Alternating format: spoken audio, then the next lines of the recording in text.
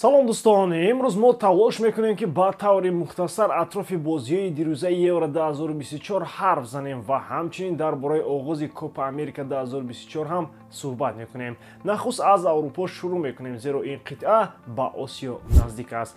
Лайки қиматбои худро гузоред то ин ки аз навигариҳои футбол дигарон ҳам хабардор шаванд. Дӯстон, Евро 2024 дар ҷӯшу хуруш аст ва моро то рақобатҳои беҳтарин мунтахабҳо интизор аст. Украина баъди мағлубият аз Руминия қувваи худро бо Словакия месанҷад.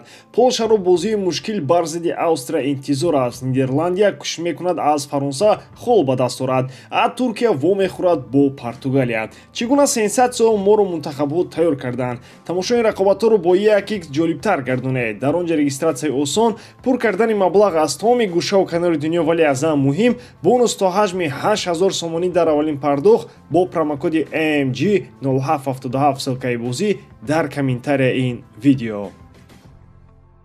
Дар Евро рӯзи 20 июн аввалин бозӣ дар гурӯҳи С дар варзишгоҳи Альянс Аренаи Мюнхен миёни мунтахабҳои Словения ва Сербия дуир шуд. Албатта ки аз рӯи нангу ном сербиявиҳо фаворит буданд, зеро чи ҳамлавари номдору қоматбаланде ки футболи муосир дорад, ҳамааш аз Сербия аст. Вале аз ҷониби дигар худи Митрович аз Арабистони Саудӣ ҳарчанд ба дарвозаи ҳарифон пачка гол мезанад, дар Евро то ҳол ҳеҷ голе надорад. Дар майдони рақобат бошад, новобаста аз пештозии сербиявиҳо словениҳо аввал шуда гол заданд. Карничник дар дақиқаи 69 ҳисобро кушод ва ин голи ягона метавонист барояшон се хол оварад. Лекин мунтахаби Сербия ки то охир ба холгирӣ бовар дошт, дар дақиқаи 95 бозӣ ахиран ҳисобро баробар кард. Собиқ бозингари нодаркори Реал Лука Йович вақти иҷроиши туби кунҷӣ барои ватанаш одами хеле даркорӣ шуд. Хулоса ин бозӣ чунин аст ки аз аввал сербҳо майли голзании барвақтӣ доштанд, зеро барои ин тим баъди бохт аз англисо имтиёз чун обу ҳаво зарур буд. Вале словениҳо бошанд баъди мусовӣ бо Дания чун ҳарвақта дар майдон ором буданд. Албатта ин маънои онро надошт ки ба Словения натиҷаи мусбии ин бозӣ дар кор набуд. Онҳо ба андозаи қудрати хеш талош намуда ҳарчи бештар мехостанд ҳарифи аз рӯи ном пурқувватро неш зананд. Сербия бо ҳамин аввалин холро ба даст оварду Словения бошад акнун ду имтиёз ҷамъоварӣ кард. Дар бозии охир ҳар дуи даста шанс доранд. Дар доираи рақобат миёни ҷуфти дигарии ин гурӯҳ бошад мунтахабҳои Англия ва Дания ба ҳам омаданд. Англисои навбат низ бо артиши бузурги ҳуҷумии хеш дар ду нимаи бозӣ ду рақобати фарқкунанда аз ҳамдигар доштанд. Нимаи аввали рақобат агар англисо ба шарофати талошҳои доимӣ тавонистанд гол зананд, вале дар нимаи дуюм албатта ки боз маълул шуданд. Аз ҷониби дигар даниявиҳо ҳам ҳарифони нобоби Англия аз солҳои пеш буда, ин маврид ҳам барои дастаи Саутгейт мушкилӣ эҷод карда тавонистанд. Голи барвақтии Кен дар дақиқаи 18-ро агар як тараф гузорем, дар умум даниявиҳо бозии беҳтар доштанд. Масалан, худи голи ҷавобии онҳо дар иҷрои Мортен Юлмен ба манзараи рақобат ранги дигар бахшид. Аз ворид шудани тӯб баъди ин зарба албатта худи муаллифи гол ҳам бовар надошт. Аз рӯи шумораи умумии зарбаҳо ҳам Дания бо ҳисоби 16-2 пешсаф буда, дар иҷрои зарбаҳои дақиқ бошад ҳисоб 4-4 аст.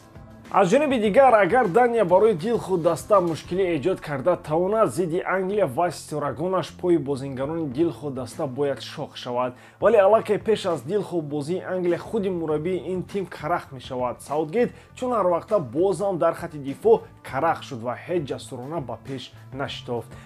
Дар ин бозӣ иваз кардани Фоден қарори на он қадар дуруст буд. Як норозигии дигаре ки мухлисон нисбати Саутгейт доранд он аст ки чаро Кол Палмерро ба майдон намеорад. Нахуд баъди чунин мусовиҳа ҳам нафаре ки муаллифи 22 голи мавсимӣ аст, арзандаи 1 дақиқаи бозӣ дар майдонро надошта бошад. Бо чунин шаклу натиҷаи бозӣ Англия ба қавле долга намеравад. Сеюмин бозие ки дар Евро 2024 мардум тамошо кард, ин ҳам бархурди титанҳои Аврупо буд. Қаҳрамонони феълии Евро дар доираи бозии даври дуюми марҳилаи гурӯҳӣ испаниҳои ҷавонро бо сардории Луис де ла Фуэнте қабул карданд. Дар ин бозии ҷолибу пурсуръат вале камгол мо албатта шоҳиди чанд дуэли аҷиб шудем. Яке аз он рақобатҳо миёни Ямалу Димарко буд ки сабқати нобарор миёни пирону ҷавононро ба ёд овард. Ин бозӣ дар варзишгоҳи Фелтинс Арена албатта аз фурсатҳои нахуст бо як тезкориву иштиёқи баланди ҳуҷумӣ аз ҳар тараф оғоз шуд. Вале дар идома талоши испаниҳо дар ҳуҷум ба маротиб бештар мешуд ва италиёвиҳо чун тартиб бештар ба хатти дифоъ эътимод карданд. Аз дастаи Испания бошад намояндаи Атлетик Билбао Уильямс аз канори чапи хатти ҳамла хуб медурахшид ва ба ҳарифон доим мушкилӣ пеш меовард. аслан испаниҳо аз рӯи талошҳои ҳуҷумӣ аз ҳариф як сару гардан боло буданд ва дар умум 20 зарба ҷониби дарвозаи дунарума равон намуданд. 9 зарба аз ин ҳисоб рост ҷониби дарвоза буд ва аллакай то дақиқаи 13 дарвозабони Париж 3 сейфи олӣ карда буд. Италия бошад бо ин қадар бонгу ном дар кулли бозӣ танҳо як зарбаи рост заду бештар зарбаҳоро аз хати ҷаримагоҳи худ рост берун мезад. ҳарчанд ки дар нимаи аввали бозӣ талошҳои голии испаниҳо ба ҳадаф намерасиданд, вале аллакай сароғози нимаи дуюм итолиёвиҳо худ таслим шуданд. фишори испаниҳо назди дарвозаи дунарумо боиси он шуд ки дифоъгари ин тим аз Болония Рикардо Калафиори тӯбро ба дарвозаи худӣ ворид кард. маҳз ин худголӣ ягона ҳам тақдири ин рақобатро ҳал кард ва мунтахаби Испания бо 6 хол ба марҳилаи плей-офф равон шуд. охири гап ин ки дар он тарафи уқёнус ҳам чемпионати қоравӣ сар шуд ва якмин шуда қаҳрамонони феълии ҷаҳон ба майдон омаданд.